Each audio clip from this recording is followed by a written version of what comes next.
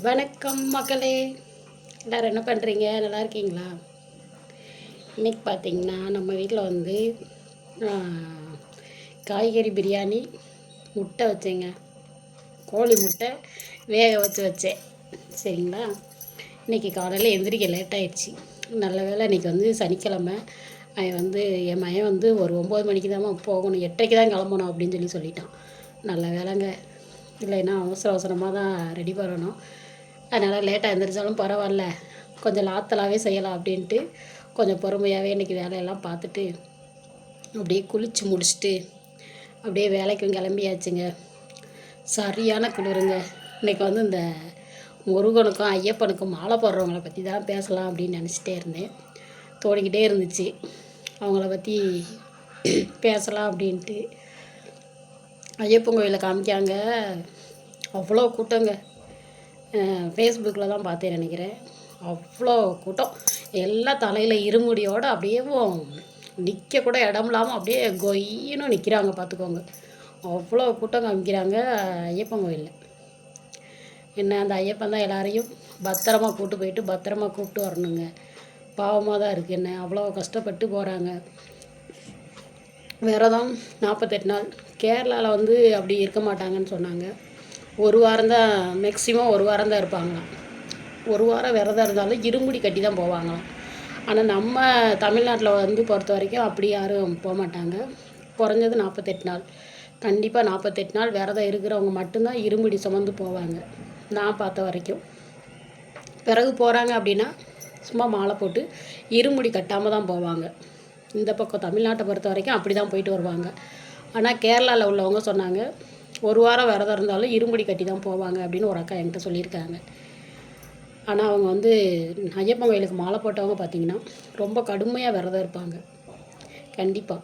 ஆனால் அவங்க செய்கிற தப்பு என்னன்னு பார்த்திங்கன்னா 48 நாள் வரைக்கும் அவ்வளோ பயபக்தியாக இருக்காங்கங்க.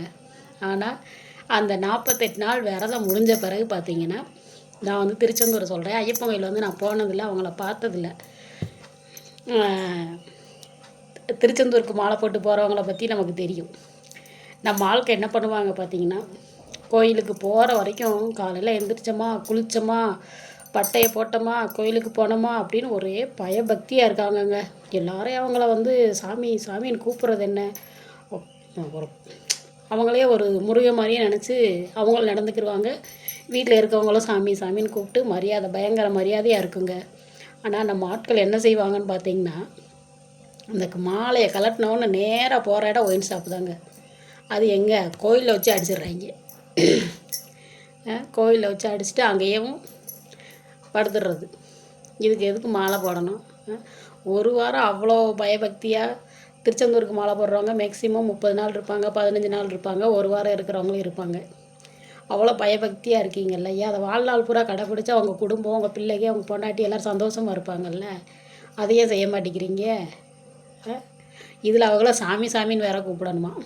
மாலையை கலட்டினோன்னு இல்லாத அழிச்சாட்டியம்லாம் பண்ணுறீங்க, மாலை போடுறதுக்கு முன்னாடி இல்லாத அழிச்சாட்டியம்லாம் பண்ணுறீங்க. ஆனால் அவங்கள வந்து சாமி சாமின்னு எப்படி கூப்பிடுவாங்க? உங்களை பற்றி தெரிஞ்சவங்க நிச்சயமாக கூப்பிட மாட்டாங்க. நான் கூப்பிட மாட்டேன். அவங்கள பண்ணுற அநியாயம் அட்டுழியெல்லாம் தெரிஞ்சவங்கள நான் கூப்பிடவே மாட்டேன், சாமின்னு கூப்பிடவே மாட்டேங்க. எல்லா அநியாயம் பண்ணுவாங்க, அவங்கள போய் எப்படின்னு சாமின்னு கூப்பிட முடியும்? இன்னும் சில பேர் என்ன பண்ணுறாங்கன்னு பார்த்தீங்கன்னா, மாலையை போட்டுட்டேவும் அவங்களுக்குள்ள இந்த புகையிலை பழக்கம், சிகரெட் குடிக்கிறது, தண்ணி அடிக்கிறது, இந்த மாதிரி சில பேர் இருக்காங்க. அவங்களாம் எதுக்கு மாலை போடணும்? நீயாட்ட எப்பயும் போல் இருந்துட்டு போக வேண்டியதானே? மாலை போடுற ஒரு சில பேராச்சும் மாலை போடுறப்பயாச்சும் கொஞ்சம் சுத்தபத்தமாக இருக்காங்க. அதையும் சில பேர் கடைபிடிக்கிறதில்ல. கடையில் சாப்பிடலாம், பசிக்கும்போது சாப்பிடாமல் இருங்கலாம் எந்த சாமியும் சொல்லலாம். ஆனால் அந்த தீய பழக்கத்தெல்லாம் விட்டுட்டு ஒரு மாதிரி ஒழுக்கமாக வச்சு இருக்கலாம். சில பேர் நல்லா ரொம்ப பயபக்தியாக இருக்காங்க, ஆனால் சில பேர் எப்பயும் இருக்கிற மாதிரி தான் இருக்காங்க. அதுக்கு எதுக்கு மாலை போடணும்? என்னம்மா அது அந்த முருகனுக்கு தான் தெரியும். எனக்கு மாலை போட்டு வராங்க, உனக்கணுன்னு முருகன் நினச்சாலும் நினைக்கும்.